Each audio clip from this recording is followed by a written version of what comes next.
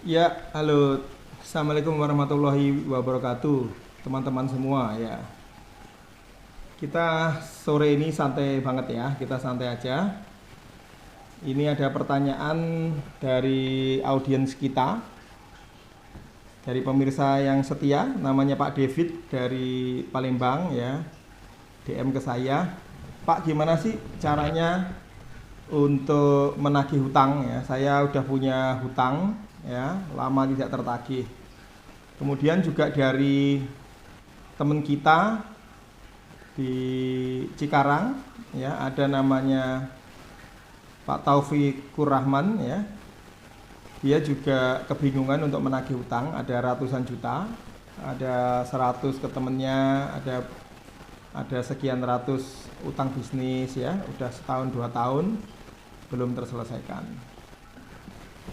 Oke, saya ngerokok dulu ya.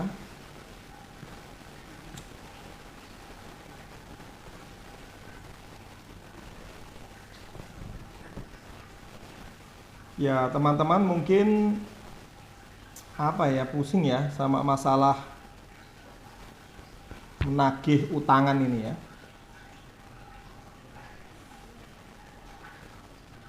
Karena saya sendiri juga mengalami ya beberapa kali susah sekali yang namanya menagih utang. Apalagi kalau utang ini berkaitan dengan utang yang sifatnya keluarga.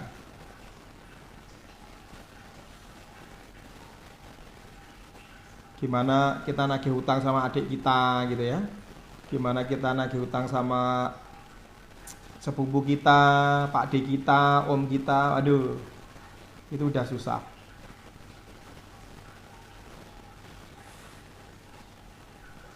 Makanya lebih baik ya kalau hutang yang sifatnya kepada keluarga itu udah niatnya dari awal memang udah nggak usah dikembalikan, udah nggak usah mengharap kembali ya.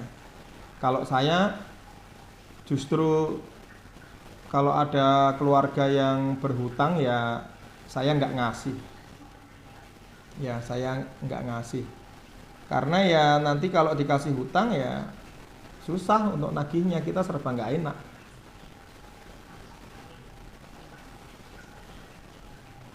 Masa gara-gara utang kita putus hubungan sama paman kita, putus hubungan sama adik kita, kan nggak worth it itu, nggak berharga.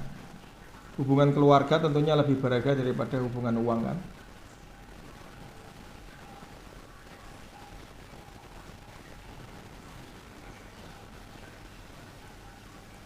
Apakah sampean juga lagi bermasalah sama nagih hutang? Silahkan komen di video ini ya, di bawah. Bagi yang mau konsultasi juga boleh nanti di akhir video ini. Oke, kita bahas ya yang namanya hutang itu, atau sebenarnya piutang ya, karena kita yang ngutangin mereka. Ya. Yang pertama adalah jika teman-teman itu dimintain utang, diutangin, orang minta utang sama teman-teman, maka bersyukurlah. Kenapa Pak Ahmad kok bersyukur, diutangin kok bersyukur? Lah iya, namanya Anda itu diutangin berarti Anda dianggap kaya, Anda dianggap sugih.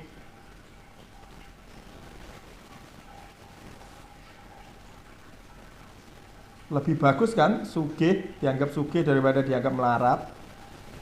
Lebih baik kan dianggap kaya daripada dianggap miskin, ya nggak? Jadi kalau Anda diutangin itu, kalau saya bersyukur, berarti saya dianggap sukses.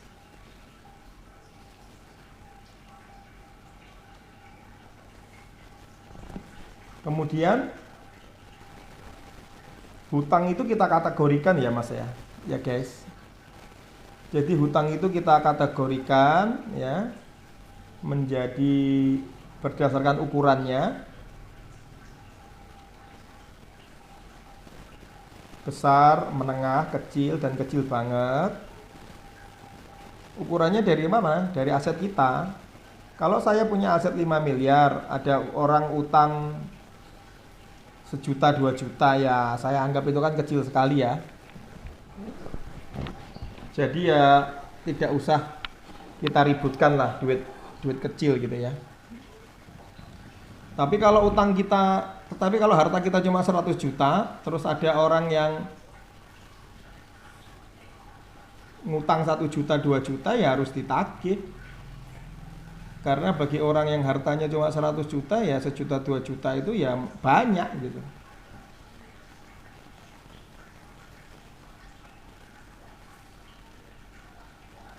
Kemudian yang kedua, dari hubungannya kita.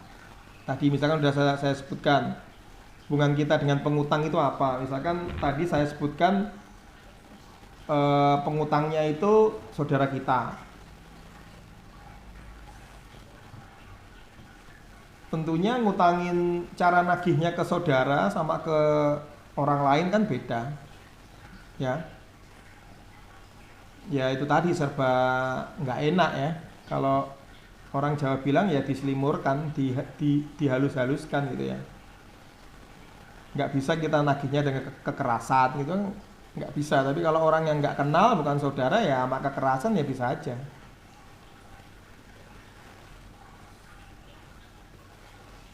Kemudian hutang itu kita bisa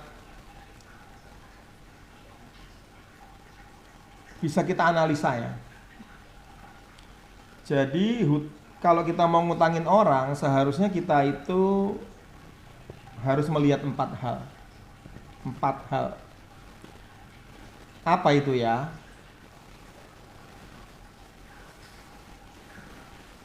Yang pertama adalah sebaiknya kalau orang utang sama kita, itu Anda minta jaminan. Nah, itu lebih aman.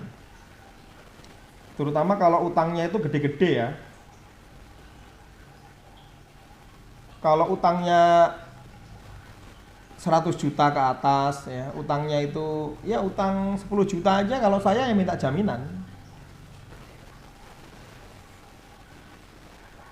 Entah itu BPKB motor, minimal jaminan KTP.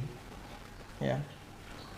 Karyawan saya kalau mau ngutang sama saya ya KTP ditahan paling, ijazah tahan. Ada yang ngutang 5 juta sampai sekarang ijazahnya belum diambil tuh. Ijazah SMA.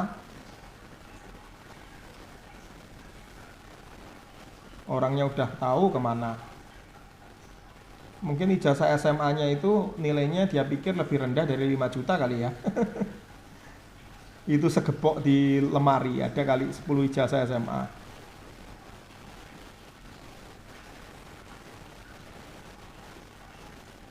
Ya, jadi yang pertama kalau kita diutangin itu kita harus minta jaminan, bro. Kemudian yang kedua apa? Yang kedua kita harus lihat kemampuan orangnya. Jadi kira-kira kalau karyawan saya gajinya 3.500.000, ngutangnya 25 juta, sampean mau kasih nggak? Ya kalau saya nggak akan saya kasih, bos. Karena ya gaji dia cuma 3,5. Ngutang 25 juta, mau sampai kapan dia lunasnya?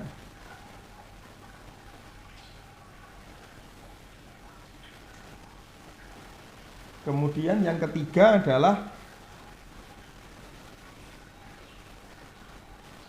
pengikatan perjanjian ya. Jadi kalau utang kecil ya nggak usah pakai perjanjian tertulis. Tapi kalau utang besar di atas 5 juta ya harus pakai perjanjian tertulis.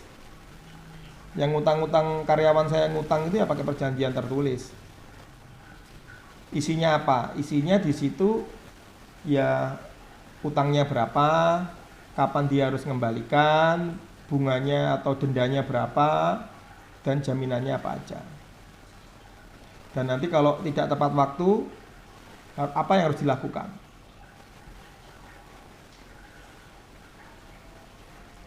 Dan yang terakhir, kalau kita mau ngutangin orang, kita harus lihat karakternya dia. Kalau bahasa orang bank sih etikatnya baik atau enggak, karakternya. Kita tanya teman-teman kita yang misalkan pernah ngutangin dia, balik enggak duitnya. Kalau dia sering ngemplang utang, ya jangan dikasih utang. Nah, kenapa sekarang Anda susah nagih utang?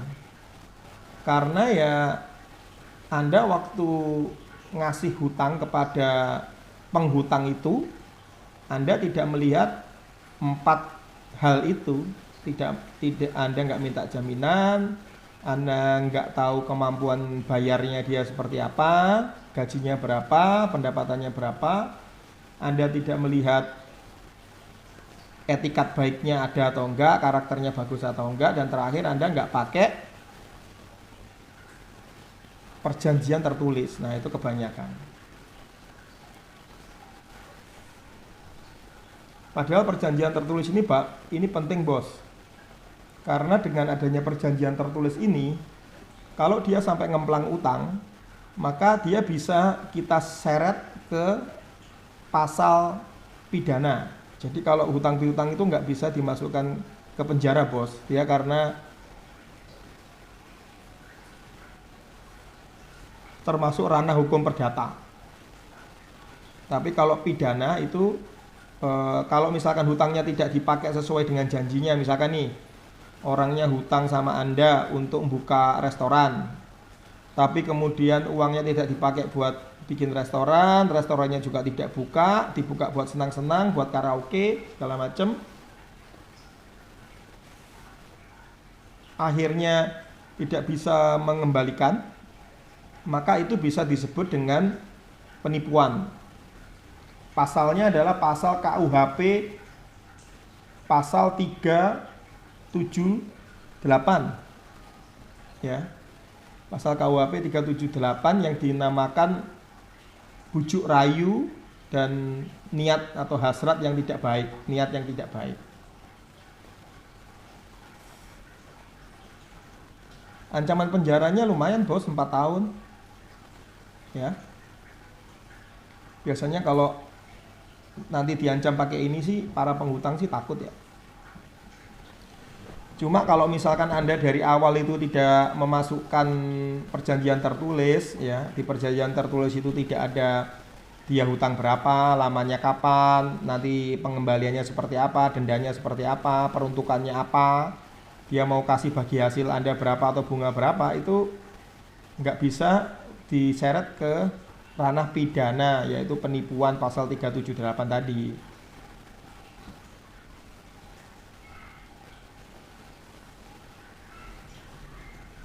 Oke, itu prinsipnya.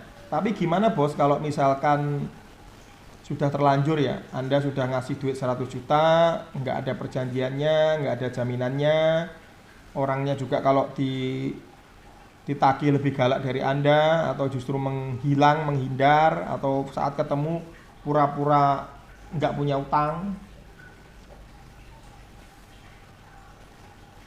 maka langkah-langkah pertamanya tentunya yang pertama sekali adalah Anda harus temui dia. Temui dia, ngajak ngomong baik-baik ya. Meskipun dia tetangga Anda, kerabat Anda, saudara Anda, kalau 100 juta ya harus ditagih, Bos. Cari duit sekarang susah, apalagi pandemi begini.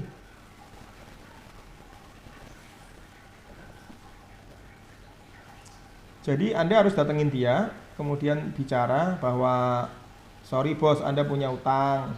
Ingat gak Anda punya utang 100 juta ya. Lalu kemudian kalau dia ingat, ya sekarang bisa bayar berapa, berapapun diterima. Punya uang 10 juta, yang penting Anda dapat hari itu dapat, ya ambil aja, Bos. Ya enggak? Kalau dia tidak bisa mengembalikan 100 juta, oke. Mau mengembalikan berapa, apa mau dicicil 10 kali, boleh, daripada uangnya hilang. Tapi Anda harus mengarahkannya yang kedua ini ke dalam perjanjian tertulis. Misalkan kemarin 100 juta tidak pakai perjanjian tertulis, maka ini adalah pakai perjanjian tertulis. Jadi kalau misalkan dia sepakat untuk cicil 10 kali, oke, nggak apa-apa, cicil 10 kali. Tapi kali ini pakai perjanjian ya bos, gitu ya. Jadi pakai kertas segel, pakai materi 6.000, di situ disebutkan bagaimana komitmen dia. Kemudian suratnya itu dikasih nama, yaitu surat pengakuan hutang. Nah, ini penting. Karena dengan bekal itu Anda bisa menyeret dia ke pasal penipuan 378 tadi. Karena ada surat pengakuan hutang. Tanpa ada surat pengakuan hutang ini nggak akan bisa dijerat ke pengadilan, bos. Ya, jadi harus dengan surat pengakuan hutang itu. Ya. Nah, kalau udah ada surat pengakuan hutang ini sudah enak. Nanti ketika dia gagal bayar lagi, ya tinggal Anda temuin lagi. Bos, ini suratnya kemarin katanya janji loh, tiap bulan tanggal 1 bayar 10 juta. Tapi ini udah tanggal 10 belum bayar, gimana? Gitu ya. Nah, kalau 3 kali diperingatkan artinya 3 bulan dia tidak bayar, ya bilang aja, sorry loh bos, ini kalau 3 bulan tidak bayar, ini saya masuk tahapan 2. Tahapan 2 itu apa? Tahapan somasi tertulis. Nanti kalau bos nggak bayar lagi, sudah saya somasi tertulis dengan pengacara saya, ya tidak bayar lagi, maka naikkan ke pengadilan, naikkan ke penuntutan nanti ya. Jadi mohon maaf ya bos, nanti kalau ini sampai tidak dibayar, ya meskipun kita teman, ya sampean saya tuntut ke pengadilan karena etikatnya udah mulai kurang baik bos, gitu ya. Bilang seperti itu. Pasalnya Anda kasih. Pasalnya itu adalah pasal 378. Kemudian ancamannya 4 tahun. Ya. Kemudian saat Anda menagih 1 dan 2, 3 itu Anda bisa melakukan namanya ekskalasi penagihan. Ekskalasi penagihan itu misalkan kalau Anda utangnya itu adalah teman Anda ini sudah berkeluarga, ya tagih juga ke istrinya, karena suami dan istri itu kan harta gonogini ya. Jadi hutang suami juga hutang istri juga. Nah, biasanya kan nanti istrinya juga akan ikutan panik ya, ikutan bertanggung jawab. Ya, bisa juga ekskalasinya dinaikkan lagi ke orang tuanya dia. Kalau orang tuanya dia kan semakin panik juga kalau anaknya nanti masuk penjara. Ya. Seperti itu, bos. Jadi kita dalam penagihan itu harus ada strateginya. Kita ngasih utangan ke orang juga harus ada strateginya, bos. Jadi nggak bisa ngasal-ngasal gitu. Karena bagaimanapun janji manis orang itu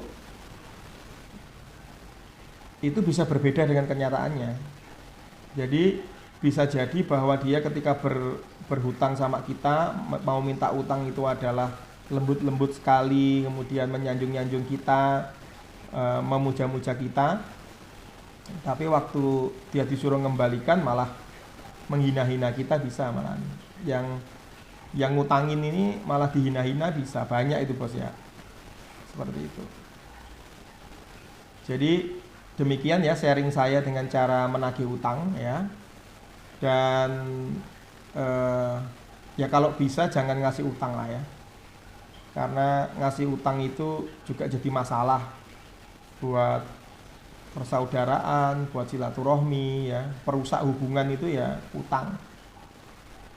Kalau dia mau berhutang, kalau Anda ada uang ya kasihkan uang. Kalau dia hutangnya besar ya arahkan ke hutang bank aja. Kan ada kur tuh yang bunganya cuma 7% gitu ya. Kalau dia punya agunan ya suruh ke bank saja. Kalau dia tidak punya linknya orang bank ya dibantu atau ditemenin segala macam. Yang jelas jangan ngutangin tanpa adanya ikatan tertulis, bos. Ada perjanjian tertulis tadi. Sudah banyak kejadiannya ya. Demikian sharing saya. Semoga bisa membantu ya. Wassalamualaikum warahmatullahi wabarakatuh. Salam berkah, Kiai Marketing.